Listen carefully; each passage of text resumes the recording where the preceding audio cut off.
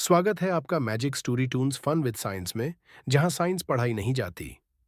जी हाँ, यहाँ science feel कराई जाती है। इलेक्ट्रिसिटी की धमाका जर्नी सर्किट मस्ती डॉक्टर गैरी के साथ। चलिए शुरू करते हैं। देख क्रिटिक, जैसे ही मैंने स्विच दबाया बल्ब जल गया। मैं तो एकदम जादूगर बन गया। और देखो, जब मैंने पंखे का बटन दबाया तो हवा चलने लगी। अब मैं तो सुपर पावर वाला बच्चा हूँ।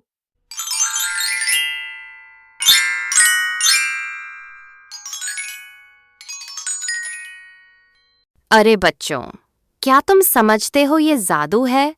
नहीं बेटा, ये मैं हूँ बिजली मासी।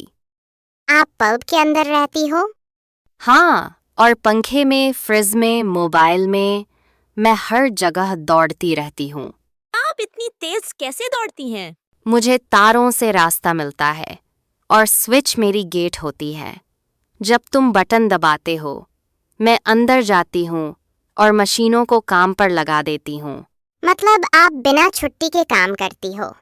हाँ बेटा, दिन रात दौड़ती हूँ, पर एक चीज से बहुत डरती हूँ। किससे? स्विच दानव से।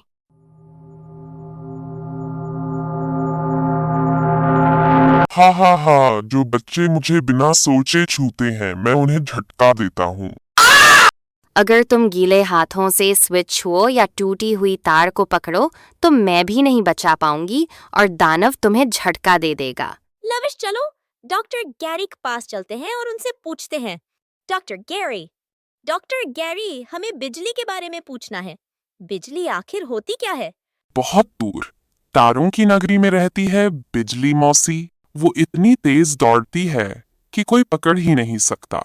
जब तुम स्विच ऑन करते हो, बिजली मौसी दौड़ती है। बल्ब अंकल कहते हैं, अरे मौसी आ गई, और चमक उठते हैं। पंखा चाचा कहते हैं, लो अब तो हवा देंगे। टीवी मामा कहते हैं, अब बच्चों को मैजिक स्टोरी ट्यून्स चैनल दिखाओ। बच्चों, बिजली मौसी बहुत सीधी है। अगर रास्ता साफ हो तभी आती है।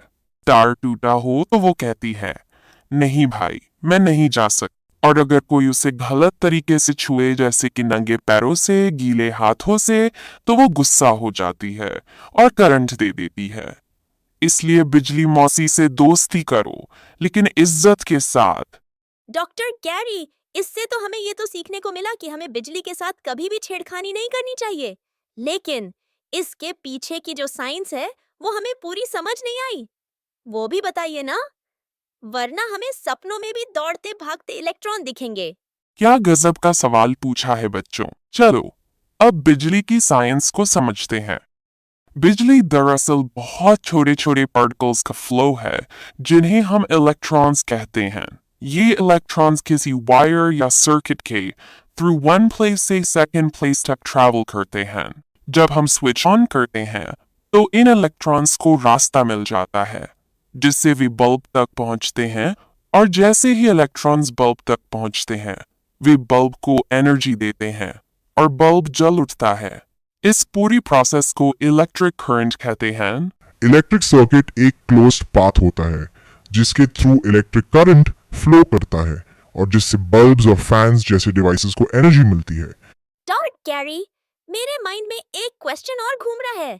वायर के आउटर सरफेस पर प्लास्टिक क्यों होती है? बहुत अच्छा क्वेश्चन है क्रिटिक। देखो, प्लास्टिक वायर को सेफ रखता है।